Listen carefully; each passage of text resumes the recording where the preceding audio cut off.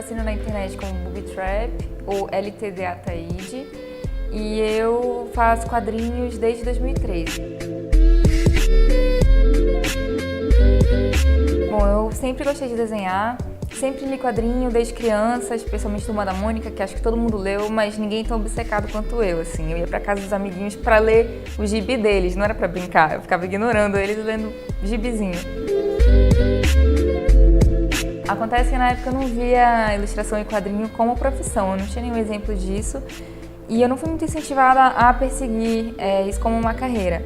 Aí eu parei de desenhar, fui fazer vestibular, fiz faculdade de Direito, fiz pós-graduação em Direito, até voltar a ter contato com o quadrinho. Eu lia esporadicamente uma outra coisa, por exemplo, o Sandman, eu li nessa época.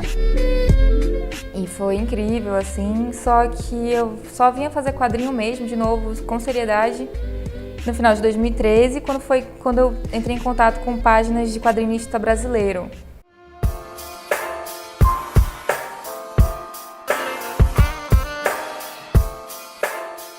E acabou que o mercado nacional de quadrinho deu uma explodida desde aquela época. Naquela época já estava em ebulição, sabe? Então, começou a rolar publicação, começou a rolar projeto, começou a rolar grana. Isso deu uma seriedade pra coisa, sabe? Minha família, por exemplo, viu que aquilo era uma coisa séria, que existia um mercado, que aquilo era uma carreira mesmo.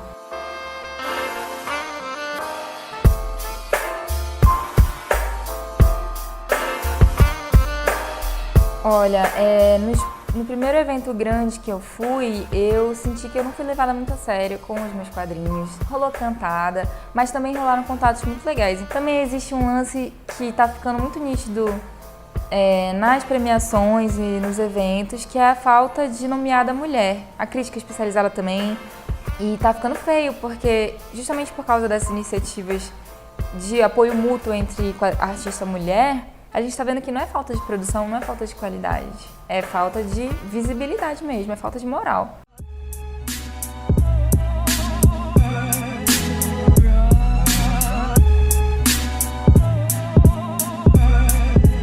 Na verdade, começar a falar sobre temas mais políticos, pra mim, foi muito difícil.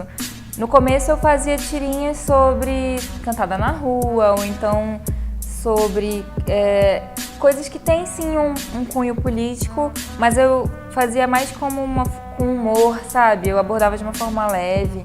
Hoje em dia eu já me esforço e consigo abordar temas como aborto, que é um tema complicado porque a gente com frequência não tem opinião formada ou não tem coragem de expressar uma opinião formada que vai na contracorrente do que determina a lei, por exemplo, de pensamentos mais conservadores. A semana em que a gente falou sobre o aborto foi na Mandíbula, que é o meu projeto coletivo de 7 meninas que fazem quadrinho, uma por dia, então tem quadrinho todo dia na página e toda semana um tema. Olha, a internet pra mim é uma coisa sensacional na possibilidade que ela deu para que pessoas que não teriam uma chance de entrar numa editora grande pudessem se expressar, publicação material. As editoras estão se ligando também que existe um público que elas não esperavam e elas estão buscando artista na internet para poder publicar. Por exemplo, a Bianca Pinheiro surgiu na internet fazendo webcomic e agora está trabalhando até para o Maurício de Souza, sabe? Para mim é muito, muito importante, principalmente porque eu tenho uma série que é baseada em relatos reais, né? A minha intenção era começar a falar de assuntos que eu acho importantes e sobre os quais eu também não tinha conhecimento. Eu estava tendo contato com isso em grupos de feminismo no Facebook, na internet em geral, e eu achava que eram assuntos que, além de ser mais discutidos, precisava que houvesse uma empatia maior de umas pessoas com as outras.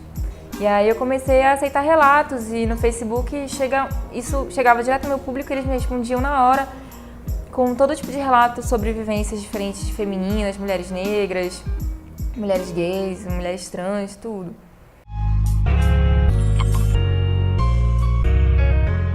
O trabalho que eu faço na página com tirinhas e o que eu fiz pro livro, que é uma HQ longa, foi bem diferente. As tirinhas normalmente vêm de alguma situação E aí termina com uma virada bem humorada, assim, alguma coisa do tipo, alguma reflexãozinha. E as tirinhas, elas nascem de uma forma super espontânea. Depois de um tempo, tu já começa a separar os acontecimentos da tua vida em 3 quadros, sabe? Mas pra HQ longa, não. Na verdade, o Arquipélago, que é meu quadrinho longo, é fruto de uma série de observações, reflexões, ideias e pensamentos que eu jogava num caderninho. E aí eu tirei tudo de lá e fiz ele. Então, na verdade, ele é uma sequência de pequenas histórias entrelaçadas por uma linha muito tênue. O Arquipélago eu fiz com uma pegada mais mangá, que é a minha grande referência, né, da adolescência. Eu basicamente só lia mangá.